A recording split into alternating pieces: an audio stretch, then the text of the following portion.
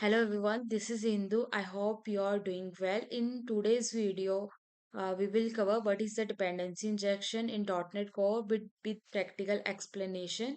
And I want one suggestion from you, like I will make this video in Hindi or English. So please comment.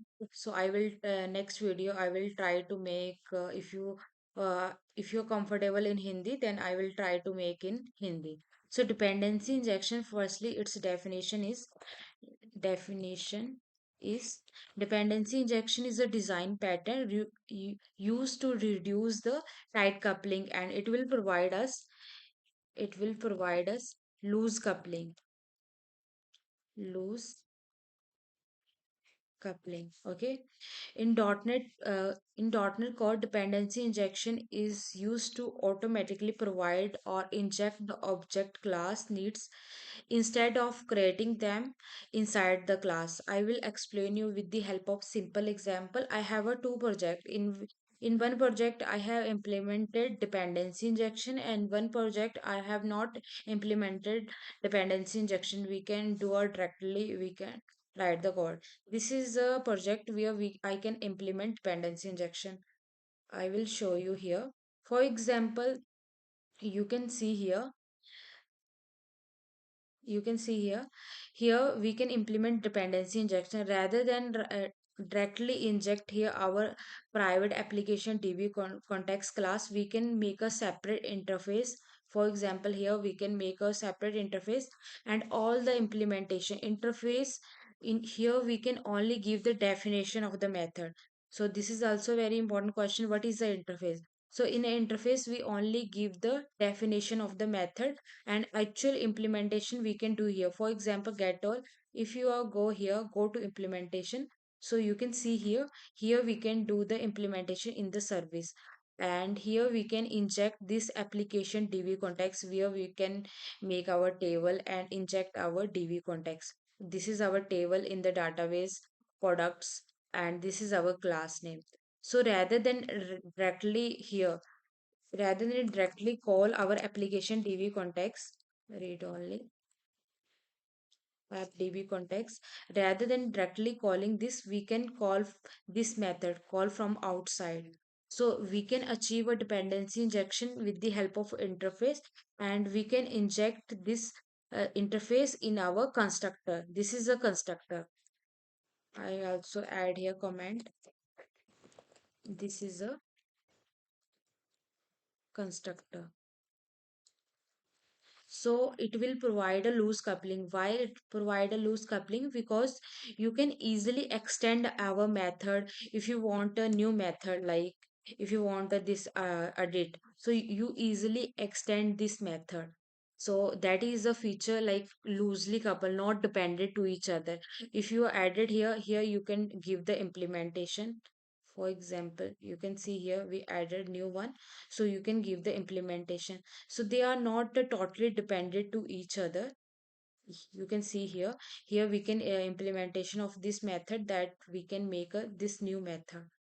So things are not dependent to each other. For example, here we can inject the interface, not the application db context. For example, this is my previous.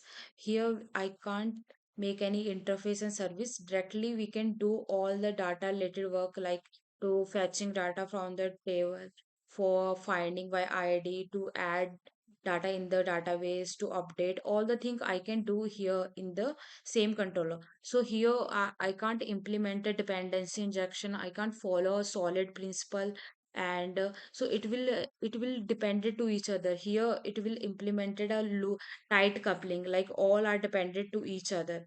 So if we add new one, it will give a error. So all are dependent, all code we can directly do this controller. This is working for a small project, but when we are working in a bigger project, so it's a very difficult to handle if you have a multiple methods. So that's why we are making a interface, separate interface and service. And in the controller, rather than writing all the code in a same controller, we can call from outside. This is called a dependency injection. So I also give here definition. In dependency injection,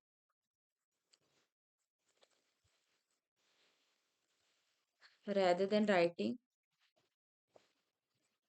all the code in same controller, we can call from outside, and we can achieve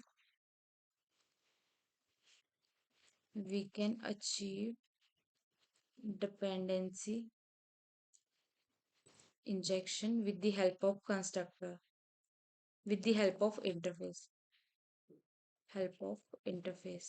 And we can inject our interface in our constructor. You can see here, this is the constructor, and here we can inject our interface with the help of interface.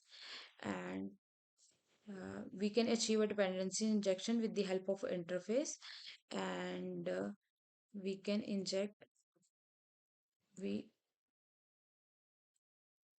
inject interface in constructor. So there are three types of constructor. First one is the singleton, add scoped, and add scoped and add transist. So first one is the add transist. It create a new instance or new object every time when it requests new object.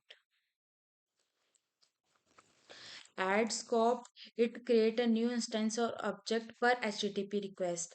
And add singleton is create a new instance or object for entire application. For example, if I take a simple example, for example, when you run your website, you only want a welcome to my website only one time. So that thing we can put in add singleton. Only one time it will create a new instance. Add scoped means every HTTP request. For example, here we can put our services here in the program.cs file. Uh, you can see here every service we can put here with our add scope. You can see here we have a multiple services, so we can put here in the add scope. So this is the type of dependency injection. It is a pre-built provided by .NET Core. When you install .NET Core, it will provide a pre-built dependency injection. So add scope, it will create a new instance per HTTP request. Every time you can hit the method, it will create a new instance. And the next one is the add transist. So it will create a new instance every request. Every time it will create a new instance. It is used, for example, you have an email service. Every time you want to update a new event service or a event handler, every time when you hit this method, you will trigger or create a new object. So these are the three types, and it's a very important question. So mainly main thing is, uh, but is a dependency injection means rather than writing all the code in same controller, like if you are writing all the code, not make this interface, so it is provide not here we can't follow a dependency injection or a solid principle. So why we use a solid principle? Solid principle is used to write our code clean, maintainable, easy to test, and easy to extend. So if you can directly write all the code here, like application db context you can write. So it's very difficult to manage, it's very difficult to test. That's why we can follow dependency injection. We can make a separate interface and separate service, and we can inject here with the help of constructor rather than writing all the code in same controller. So it will provide a loose coupling. Loose coupling means not dependent to each other. Our code will work independently, not dependent to anyone. If we want to extend, so we can easily extend here. So in which we can also follow last principle of solid principle, that is the dependency injection inversion. So this is same also. So here we can follow a solid principle. I hope this video will be helpful for you, so you can easily explain in your interview what is the dependency injection with proper understanding. Thanks for watching. Bye bye.